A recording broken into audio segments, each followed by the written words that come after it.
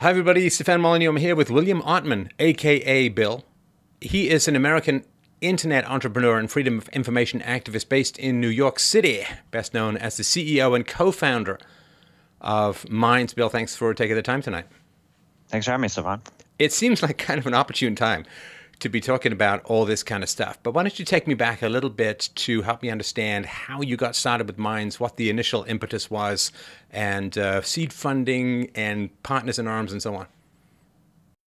For sure. So we've always known that there was almost an inevitability that an open source, decentralized social network was going to emerge. It had to, because there was such dominance and monopolization by the mainstream networks, and none of them were open source, none of them were decentralized. And they had all of these censorship policies, and users were being abused in numbers of ways, from surveillance, both hard and soft, to demonetization. You know all the scope of the problems. And so we started building years ago, and just spent years just building out a scalable infrastructure. Launched our first mobile apps in 2015, got a big surge around our privacy features. And that was around the time of all the NSA surveillance leaks. So, there was a lot of attention through that phase. And then the algorithms started getting worse. And then the censorship started getting worse. And we just have been naturally experiencing this wave of growth, just sort of as like a natural balancing mechanism, it seems like, with the internet. Right. How far down the pipe did you see this lefty, controlly, semi-socialistic / fascistic takeover of the social media giants? I feel like that's been a little bit more recent. It's really odd because I'm positive that there are internal wars going on within these companies. It's not so monolithic to the point. I mean, people like, for instance, Peter Thiel is on the board of Facebook. You know that he's sort of contrarian with regards to the rest of the thought there. Twitter, I've read extensive articles from insiders who talk about just battles they have about all of these free speech issues. We see what just got leaked today, the Google, quote unquote, the good censor piece, and where they're clearly having an internal dialogue about how to attack these issues. But we are seeing the proof that which ideas are winning, and those are the more authoritarian ideas, unfortunately. Yeah, I mean, I think that there is a business battle and an ideological battle. And business and ideology can work hand in hand, but I think it generally is best if the business ideology mix is libertarian and free market. Then I think it works really well. But it's almost like there is this ring of power that was really revealed in 2016 in the Trump election, was really revealed with Brexit, is being revealed. I think even Judge Kavanaugh, I think social media had a lot to get out, the skepticism about some of these allegations. And there is this really wild push to curate, to control, to nudge. And it's all supposed to be very sensitive. Well, our listeners don't know the difference between this, that, and the other. It's like, that's a deep philosophical question. It's an epistemological question. What is truth? What is reality? What is perspective? What is nuance? These are all very difficult questions, and they should be answered in the free market of ideas, not by some people with their curation code. Yeah, absolutely. I mean, the levels have gotten very extreme with the censorship and content policies. And I think that what strikes me as just odd is that you have to imagine they're looking at the data and the analytics in regards to the effects of censorship. And what we know is that censorship, from dozens of peer-reviewed studies, including one that just hit the Atlantic today, called Hidden Tribes, where they surveyed thousands of people and found that they're pretty much all PC and anti-PC. But the studies show that censorship increases exposure to those issues. It causes further radicalization. It causes more attention to be brought to what is being censored. So even if your intention was to censor things, the way to go about censoring things is actually not to censor. Because Well, okay. Now, there's a tipping point though, right? So for sure, the Streisand effect occurs when you're beginning to encroach censorship, but I'm pretty much guessing not a lot of citizens of Brezhnev's Russia were thumbing through their copies of Atlas Shrugged. You know, if you go full tilt boogie on the censorship, and you get it pretty much where you want it to be. There's not a lot of von Mises floating around North Korea these days. That is true. And that's why it's still inexcusable, and it certainly does have a social effect to censor. But at the same time, if they're really looking long term, with the growth of crypto and more peer-to-peer decentralized technologies, I just have to think that they know that the internet is, going to route around these issues, and that they would want to be ahead of the curve in that regard. But maybe they're just thinking more short term in political gain and profit. I mean, that might be the reality. But the problem is that we can't even talk to these people because these executives just hide behind closed doors and won't have honest conversations about what's going on in the back end. Oh, I mean, they won't even tell you if your data has been breached by some hacker on Pluto. I mean, the idea that they'd come and tell you, here's how we are curating the news and here's why. And it is, I think, fundamentally, Bill, an attempt to solve a problem caused by bad education with technology. And technology can't, it's like saying do some sit-ups to some guy who's 400 pounds and having his third heart attack. It's like sit-ups some time back ago might have been helpful, but right about now they're not going to help. Because the fundamental question for me, Bill, is if the tech giants are saying, well, there's all this fake news out there, the question is, well, why do they perceive that the average citizen can't figure out what the truth is? Well, the government has these kids for 12 years. Can't it teach them a little bit about how to tell the truth and how not to tell the truth? And if they feel that people can't tell the truth, isn't the solution to bring more philosophical rigor and critical thinking into the classroom rather than play whack-a-mole with every species of undesirable opinion out there on the internet? Exactly. That's our approach with quote unquote disinfo. Our policy is that if it's legal in the US, it can be on the site. And providing people with tools to learn about how to research and how to vet information and how to protect yourself online in certain degrees from there are malicious people online, and there is bad information circulating, but it is so much more a service to people to teach them how to think as opposed to what. Well, and the argument, which I'm sure you've heard perhaps even ad nauseum, is, okay, let's say there's some guy out there who's touting some, quote, fake news. Maybe it is real fake news. I don't know, whatever, right? But that guy's not dragging us into war. He's not dragging us into close to $200 trillion of unfunded liabilities. He's not destroying the school system or the nuclear family. I mean, it's all the stuff that they skate over to get to what they call the fake news that I find particularly astonishing. Mm-hmm. Yeah, I mean, to think that a few think tanks that are just subjectively making these decisions are dictating what is getting flagged. And I mean, the Facebook algorithm has gotten the literally thousands of different variables feeding in to what you're seeing in your news feed. They got exposed a few years back for actually working with Princeton on a mood experiment where it was proven that they wanted to see if they could influence people's behavior in a positive or negative sense in terms of being happy or sad. And they found that they could feed you with more negative, sad articles and find that the effects were that it could make you sad. I mean, literally mind control.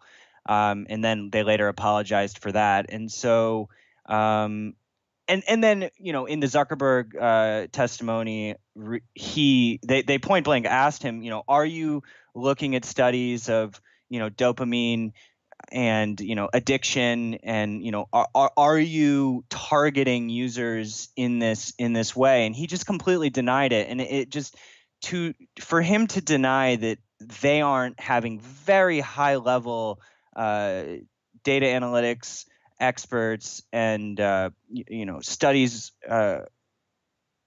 occurring, to deny that they're looking at that information is just so obtuse. It's unbelievable. Well, that's when they even bother showing up for these Q&A periods. Sorry, We're busy.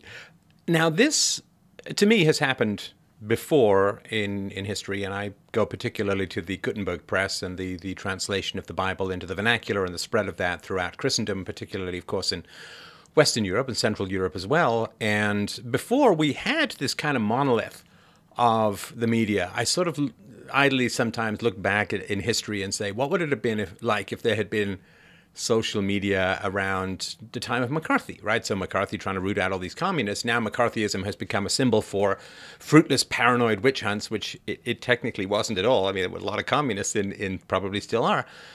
And now that there's not this monolith of narrative, when I grew up, there were like basically two television stations in England when I was a kid. Then there were more television stations, but overwhelmingly left-wing. Then Fox came along, of course, and there was one bifurcation there. But now it seems that just as happened when Christians got their hands on a copy of the Bible in their own language, everybody put their emphasis on different things. Christendom kind of split apart. I have to, unfortunately, skate over the 250 years of religious warfare to just point out that it can produce some wonderful diversity of thought over the time. But when a monolith breaks up, the media, academia, and public school education, when that monolith breaks up, I think you see this kind of center can't hold and centrifugal force spinning people out into, I don't want to say radicalization, but just encapsulation in their own belief systems. Yeah, this is the next level of that. We're seeing, we see these flows between centralization and decentralization of power with regards to information. And, the internet sort of started out a little more decentralized than it is now. And then we moved into these big silos of social networks. And, to be fair, I think that it is part of the natural growth of the internet to, the cloud emerged for a reason. It is actually useful for certain functions, but certainly not shouldn't be the future of how we're storing information. Obviously, we want to move back towards the peer-to-peer structure. And now that machines are advancing and we're having really interesting peer-to-peer protocols, like we're playing with a new framework called DAT protocol, which is sort of a torrent-based system, and we're going to be playing with that in connection with Ethereum public-private key cryptography, so that literally none of our servers are even involved, and we're going to start to see scalable solutions like that emerge. But for Minds.com, we do use some central servers now and some decentral stuff, and we're really more hybridized, but constantly pushing it as far towards the more distributed system as we can. So let's help people understand the difference in the model between, obviously, the major competitor, Facebook, and how Minds is set up and why it's set up that way, what it's designed to avoid. Yeah, I mean, there are similarities and differences. So we do use central servers right now. We have a dramatically different content policy. So we allow, as long as it's legal in the US, we allow it. And that just creates healthy discourse. Now, we are using Ethereum for our advertising system and for our payment system between users. Ethereum is a blockchain, general purpose blockchain. And we launched a token on the Ethereum blockchain, which you earn on Minds for receiving engagement and referrals. And then you can use the tokens to get more impressions on your content or send to other users, sort of creating this microeconomy. And we also use WebTorrent for video serving, so that when videos go viral, everyone's browser is actually helping serve that, which is really valuable. But we do use some central servers now too. But we just launched a project at the Ethereum San Francisco conference called Nomad, which is our prototype for moving into more of a fully, truly decentralized architecture. And it's exciting that finally things are catching up, so that we don't have to trust Facebook or Google or even Minds. I don't want to trust Minds, and I don't want to trust our servers. I don't want that. It's better if everyone is in charge of their own situation. Right. There is no central code that controls what people see. There's no curation of the news, and the spread of information is as decentralized as humanly possible, so that even if some evil internet warlord wants to come over and start taking control of that, it's virtually impossible to do. Is that a fair way to put it? Yeah, yeah, creating more of an uncensorable environment. Now, the nuance here is that with regards to user control, when you're dealing with distributed systems like blockchains and torrent structures and these kinds of things, you can't delete from the blockchain. It's immutable. Same with torrents. You're pushing it into literally the ethereal realms where it's out there, and there are purposes where you want that. You don't want a piece of information to be able to be taken down. There's other situations where maybe it's something that you do want to be able to delete, and you want that control. So this is where I think sort of a hybridized approach is where things are going, just where we can individually decide, okay, on this post, how do I want that to be treated? What do I want to do with it, depending on the context of the specific situation. So, I mean, I fairly well understand the distributed technology and parallel processing that drives that information from place to place. But the weak point still seems to be, and I think we've seen this with a number of other people, and thinking of the Daily Stormer, that the ISP, the domain name, and so on, is that not a place or point of weakness if actions want to be taken against mines? Yeah, for sure. Domains, they can be attacked, but with DAT, actually, it's its own protocol. So it's actually the only way to access DAT now is through a tool called the Beaker browser, which is, and I think Chrome and Firefox and Brave are going to start supporting DAT and IPFS and some of these other. This is a little esoteric, but it's actually DAT : / whatever. So it's actually completely independent from HTTP. And domains are nice and they're pretty, and Minds.com is really good for just helping people. It's a knowable, recognizable domain. But I think that ultimately domains aren't the point. You can always get a different domain. It's really about the application, and if it can really work to suit people's needs. So there's many points of failure, whether it's ISPs, servers, or social networks, or for typical censorship. But I tend to think things are going to find their way around it. But that doesn't mean that we should just abandon holding these companies and governments or whoever accountable for it. I think we should do as best we can to preserve the existing infrastructure, so that it would be nice if we didn't have to build a totally new internet.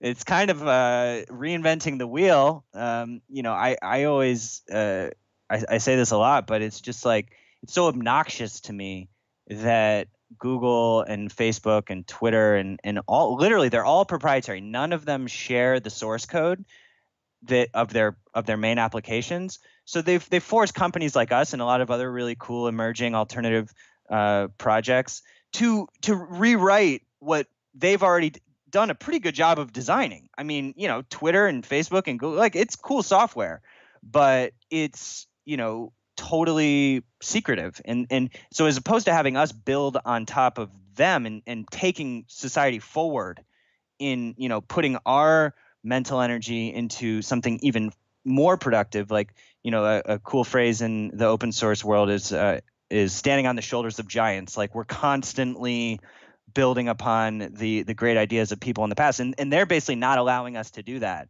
They'll open source like tiny little back end tools, but there's really serious detriment in what they're doing to the evolution of technology and society in general. Yeah, but I mean, having stood myself in front of people and asking them for money to build a business, one of the first questions is, how much control do you have over it? How many people can reproduce this, and how long would it take? And so, of course, if you have proprietary stuff, you tend to get the big bucks going forward, because they can look at just the kinds of returns that Google and Twitter and Facebook have been able to provide. I think that that is true with certain types of inventions, but especially when it comes to software, I mean, so we use a license called the AGPL v3, which is a version of the general public license. And for the first few years, we it wasn't open source. We always knew that we were going to, and then you're scared. You're like, oh, people are gonna steal my idea, and then they're gonna compete with me, and I have to keep it secret. And then it's just, I don't feel like it really works like that. I think that the terms of our license state that if anyone can take our code, use it, create their own app, they can create their own mines, they can sell it, they can do whatever they want. But if they change it, they have to show the changes with everybody else.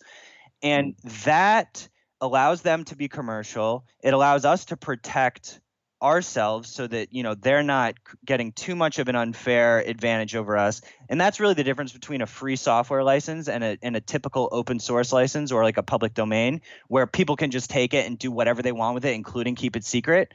This is why you see like really great thinkers like Richard Stallman and in the free software movement, which is distinct from the open source movement in that specific regard about having to share with the rest of the community. No, look, I mean, people, I think, have the right to do what they want to do. It's not necessarily a judgment, but I found that our growth has come from sharing our code. Like it's the network effect that we achieve by being fully transparent. I mean, we even publish our financials yearly because we did equity crowdfunding through the Jobs Act in the U.S., where we could bring in like accredited and non-accredited investors. And so we publish our financials yearly with the SEC, and we share all our code. And I think that transparency is just so appealing. And I think specifically in the social networking market, there's such a demand for that. So I'm not like applying this to every type of invention that you might be mentioning, but I think it is very important with the the global communications platforms to be like very transparent with the people who are using it. Otherwise, you run into problems with the inability to understand what the algorithms on YouTube and Facebook, et cetera, are doing. You can't know because they're not showing it. Well, IP is kind of like cocaine in that it gives you a big boost right up front, but it costs you in the long run. I mean, I sort of think of the origin of classical music. Before there was copyright for music, and they were sharing and they were growing, and then now it's like also restrictive that we don't have another round of classical music. It's like it started in a state of freedom, and then the people started erecting these barriers to entry and barriers to sharing, and everybody became paranoid of copying and adapting, and it just kind of died on the vine, and that's a real tragedy. And I think the same thing happens with IT, that you get a big boost, but then because it's so centralized and proprietary, it becomes a magnet for the power hungry and the controllers who want to use it for their own ends. Exactly. I mean, look at Linux. Look at Wikipedia has its own, I think, censorship issues, but Wikipedia, I think, is a beautiful example of an open source, community driven project. It's the only site in the top 10 on the internet that is open source. They somehow have similar traffic to mega corporations of a small team. Mozilla, Firefox, WordPress is open source. It's a very successful enterprise technology company. The model is proven. Mongo database. I mean, there's a whole there's massive growth occurring in the enterprise open source software world.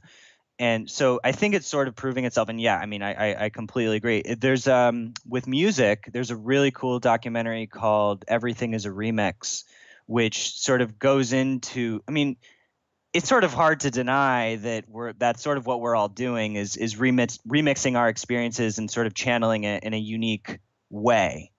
And so if that's how almost like physics works, trying to mask and put these sort of wrappers over our creations. I mean, yeah, there could be some short-term benefits, but I think ultimately it's at least not the path that we're taking. Right. Where do you think, I mean, society is this big giant blob, so it's hard to make collective judgment, but Bill, where do you think society is regarding all of this political correctness? I'll just give you a few thoughts and then feel free to take it from there. So it's one of these sort of thin edge of the wedge issues. Like at the beginning, it's like, okay, yeah, these words are pretty rude. Yeah, these words are pretty insensitive. Okay, we'll make these adjustments. And then you think, okay, good, we're done. And then it's like now the amount of self-censorship that you have to do in yourself, not just online, but if you're in college or in the workplace, has become such an escalation. And I think that there's two kinds of reactions to this. One is that people become more and more sensitive to negative information or negative perspectives or negative judgments. And then they really need this shield of language to keep bad words, bad thoughts at bay. And other people feel very claustrophobic around that and just want to break out and burst through and hopefully not throw the baby out of the bathwater, but just leave it all behind. Yeah, I mean, I think that there is this Tim Pool, who he posted a really cool article that I mentioned earlier from The Atlantic, which is covering a study called Hidden Tribes, the study of America's polarized landscape. And it basically suggests sort of the opposite of what you would typically think, in that there's this mass movement towards political correctness. I think that a lot of the establishment media is trying to make that the narrative, but when you actually talk to real people, this study talked to 8,000 people, did 30 hours of in-person interviews, and they found that 80% were anti-PC across the racial and economic spectrum. And so I'm not convinced that that's the state of. I typically think that most people are more reasonable. And it also concluded that the people who are more anti-PC are more wealthy and have more education. So that makes sense with a lot of the university stuff going on. And I think that we're going to be okay. I actually am a little bit of an optimist, I have to admit. Right. So for those who don't know much about Minds or the decentralized information sharing as a whole, what is the pitch? Why should they leave, the network effect of Facebook, the network or the detail effect of Google, the network effect of Twitter and places like that? What is the plus? What is the sales pitch that you would make to people who are not even sure why they bother? So I don't think it's a cold turkey thing necessarily. I mean, I'm off those networks now, and it feels better. But I think that there is some value there, maybe. So supplementing open source solutions that are actually abiding by potentially your principles. You have to support projects that are abiding by your principle. I mean, same thing with supporting your podcast or supporting all of these podcasts and platforms. You have to walk the walk and at least show some support, check in once in a while, do a few posts. You just be there. A sign up matters because metrics are what drive the growth of internet projects. This is how this is the distribution of power on the web, is the micro movements in terms of just signing in.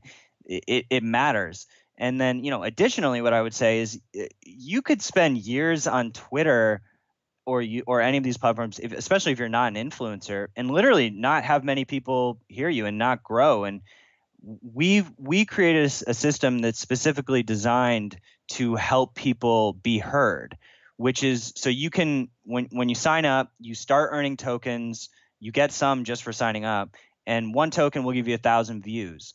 So you'll be earning tokens, and you will be able to boost your content out of the void, and people will see it. So we're finding, even though we're a fraction of the size of the major networks, people are finding an easier time gaining a following and reaching their audience, which is just which is crazy. But it's sort of that's what the evidence is showing based on testimonials. Well, and you get to pick and choose the content that you want rather than the content that other people choose. And there's not also this weird suppression and view counts going down and people being shadow banned and you somehow got unsubscribed and all of that monkeying that people talk about. I don't know how much specific proof there is, but there does seem to be some going on, and knowing that you're on a kind of stable environment, that if you choose to follow someone, by golly, you're going to be able to follow them and see what they've got to say, and there's no centralized way to track, manipulate, or control the information that you're exposing yourself to. That is the most basic feature of a social network, is to be able to post and know that the people who are following you are going to see that post. The fact that they have drifted from that basic principle of communicating with your network is just it's sort of unforgivable. I mean, it's borderline false advertising, just because we spend so much time building up followings on these networks, and then you can't even reach the people who you spend time getting. It's like that was the whole point. So we will never put algorithms into the main newsfeed. It will always be raw and chronological. I think that if people want to, curate their own secondary feed, like based on their own interests, that's fine, but it would never be default. And that is something that has become, you don't even notice it until you're not on it. And that is something that's very powerful. It puts you back in control of the information that you want, and you're not going to be manipulated, and it not being talked about. I mean, the fact that you guys are open source is really cool, because it means that you can't slip stuff in, like the old the butcher with his finger on the scale. It gives you an extra couple of ounces of meat. The fact that you guys will allow people to simply see what they want to see, to post what they want to post. And it is back to the early days. I joined YouTube in 2006. I mean, I was like guy number 4 back when it was a good old 240p. As I get older, the resolution gets better. It's just tragic all around. But I never once, until a couple years ago, Bill, I never once thought, oh, wow, this is going to get flagged. This is going to be a problem. I was just like, obviously I wanted to obey the law, and I don't ever want to threaten or anything like that. But when it came to just making good arguments and having great conversations and bringing unusual data to the attention of people, I never used to think about, oh, what effects this is going to have. I never used to check into my email saying, oh, I wonder what problem I have now. And when it creeps up on you like that, it is kind of insidious. It's like this sort of carbon monoxide poisoning. It's like you don't really notice it, and then yeah, you don't want to think that the chilling effect can affect you.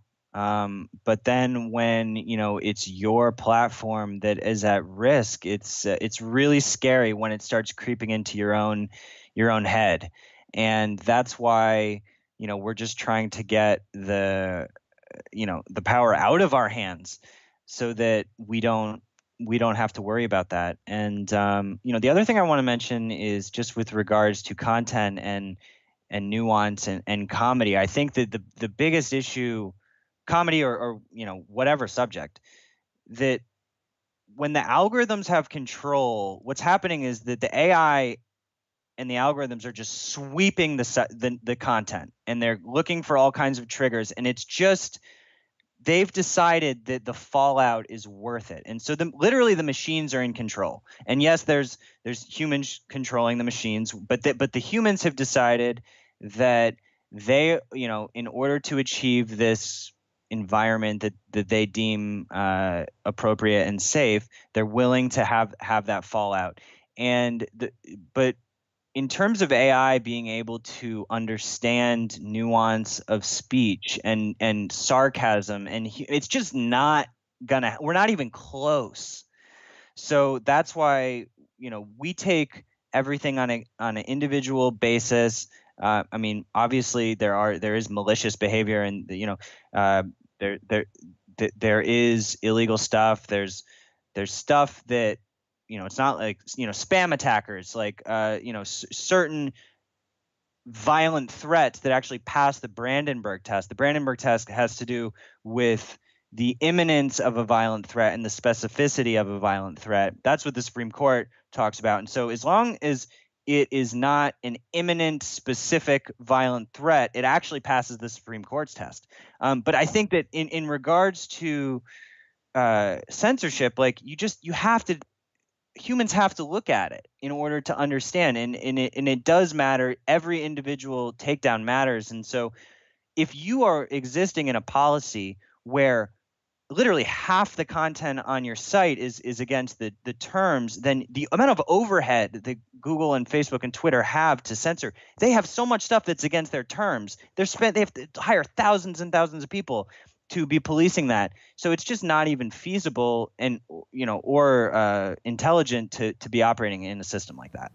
Yeah, it is tragic, and I always had this idea based upon science fiction books and movies from my youth that we were going to get encased and used as batteries or something. Like it was going to be some, but instead we're kind of encased by these soft tentacles of self-censorship for fear of losing access to a world audience that only wants to listen to what we have to say in general because we say something unusual or startling or interesting or revelatory. And so it's the originality and the curiosity that leads the growth of the audience, which drives these social networking sites to have this power and relevance. And then they kind of turn on you as a creator a little bit, right? And they're like, okay, well, now that we've used your resources, no, don't get me wrong, I've used their resources, other people have as well. But now that we've used your creativity to get an audience, we're now going to start to turn things around. And, it's just not anywhere in the terms of service because they have all these vague terms. And whenever the terms are vague, lefties have crafted them knowing that they're going to be holding most of the reins of power or the leaves of power. So they can just say, well, if it's a negative experience for a user, and it's like, well, I don't know, somebody who's pro abortion would be offensive to somebody who's pro-life and vice versa. So who's going to end up moving these levers? The less defined they are, and that's why in law they tend to be, at least in America, very clearly defined, but the less defined they are, the more open they are to abuse, and you really are walking into a sort of mind control leftist dungeon that is either people are going to just blow out of it one way or another, or if they go to minds.com or other places. I don't think there is another option because I don't even want to think of that. There's, the blowback hits the left too. Telesur, which is Venezuelan state media. Actually, one user on Minds who's left, but somewhat rational. Abby Martin, she's on Minds. She had a show on Telesur. The whole Telesur page got wiped from Facebook. And I think you hear voices like the Glenn Greenwalds of the world, the Chomskys, these types of people. They know that that the censorship doesn't work, and so even organizations like the Electronic Frontier Foundation, which definitely has both liberal and conservatives in their leadership, they all know that censorship is not a feasible solution, and there's going to be blowback. It even blows back to LGBT communities because of the more racy stuff. So it's suicide. Right. So for those who want to escape, Minds.com, easy to sign up for and easy to use. Anything rolling down the pipeline that people can be looking for after they sign up? Yeah, we have a lot of stuff that we're working on. Video conferencing right now. We are hiring. If you're open source developers, hit us up. Find us on GitHub. Hit me up. I'm minds.com/Ottman. Follow Stefan on there too. And yeah, thanks for having me. Oh, a real pleasure, Bill. And that's minds.com, and it's well worth checking out. And I've been a user for a long time. And although I have no financial stake in the company, just everyone's so clear on that, no conflict of interest, I really, really appreciate your time. And of course, I really appreciate the foundations that you're laying for a kind of new world that people can get to if the old world gets too claustrophobic, which it does seem to be heading that direction. So thanks, Bill. A real great pleasure to chat. Thanks. Yeah, let's stay in touch.